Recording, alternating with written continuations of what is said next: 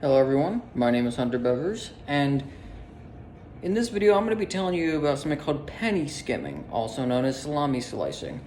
This is a method a lot of robbers will use. When you think bank robber, you usually think something like a literal breaking and entering of the bank so they can steal all the money that they can. However, salami slicing, or penny skimming, typically only ever happens online through hacking. And I want you to imagine this. With penny skimming, I want you to imagine a pomegranate. A pomegranate has about 100 seeds in it. And I want you to imagine if each of those seeds is a nickel. What a penny skimmer will do is they will take one nickel out of your account every week. One nickel a week. Now, this is a pretty low ball explanation. Most penny scammers would probably do it every day, but a more skilled one would think to do it in about a week. And this is so you hopefully don't notice the money going missing, because will you notice $1? If you have good attention to detail, probably. But will you notice 5 cents? Even if you do have good attention to detail, probably not. Just like how if you took one seed out of this pomegranate, you probably wouldn't notice that seed was missing. Now, I want you to imagine 2 pomegranates. Each pomegranate is a bank account, okay? And in each bank account, there are 5 cents. Thousands, even millions, tens of millions of nickels. Each seed is a nickel. What a penny skimmer will do is they will go to one bank account and take out that 5 cents or more if they choose to be bold.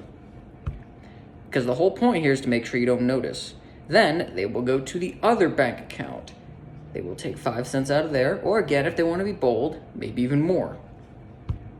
And as long as the person doesn't notice, or they can go without getting caught, they can do this as long as they want. It is a get-rich scheme, although it is anything but quick, because if you're only pulling, say, like 5 cents a week, it's going to take you like several lifetimes to get rich. That's why I said that's a pretty low ball method for a penny skimmer. Most penny skimmers would do something probably like, I don't know, what's a good example? $3. $3 in like 3 days. $3 in 3 days. So $1 a day is likely what they would do. That is still being bold, because if you are somebody who has your bank right on your phone, like I do, odds are you're probably going to check it a lot, especially if you care about money, as I do. However, if you're more of an older person and you don't really use iPhones, as the majority of them don't, you're likely not to check your bank account that much because you would have to go down in person to do it.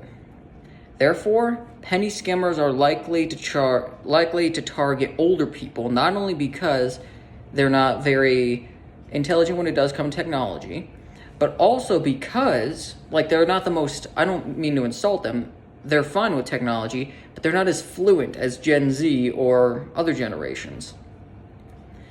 So they are likely to target older people for that reason, but also because of all of their retirement savings, right?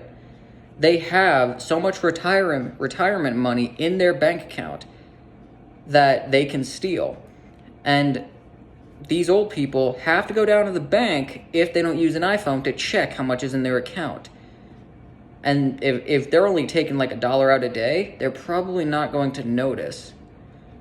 It might show up on their transaction history, in which case they would get caught. But that's not a problem for the penny skimmer, because a penny skimmer, once they do eventually get caught, which could be quick or it could be years until they get caught, once they eventually do, because they are a hacker and not literally robbing the bank in person, all they have to do is put down that bank account and move on to the next one. And locking your card would not do much of anything because these are hackers. Despite how advanced your bank's security firewall might be, these are hackers, and hackers always find a way. So, my advice, it would either be good to pay to have extra security measures in place, even if they are like a monthly subscription. You can have two-factor authentication, but I would recommend going a step further and getting more security just in case. But even so, if you are rich, you might not care. But if you're not rich, say you're average or maybe you're poor, I would really recommend doing that. Or you could just take my strategy and take my word for it. Banks are nice for making online payments. For having your savings in it, not so much. Because if your money is in person, say it's locked tight in a $1,000 safe that you keep in your bedroom closet, and there's only 2 keys to it. You have one, you buried the other somewhere else. If you take this method, the money doesn't go anywhere unless you are an idiot and blow it all. Because if somebody were to steal that safe, which might be heavy as hell, you can put a tracker in it to ensure they will be followed. I'm just saying, banks are nice, but if you really care about your money, keep your money in the one place you know it's safe. With you. Do you know what I said? I gotta get the dinero, the cash, and the bread. Do you know what I'm saying? I'm down to do the do just as long as it's paying.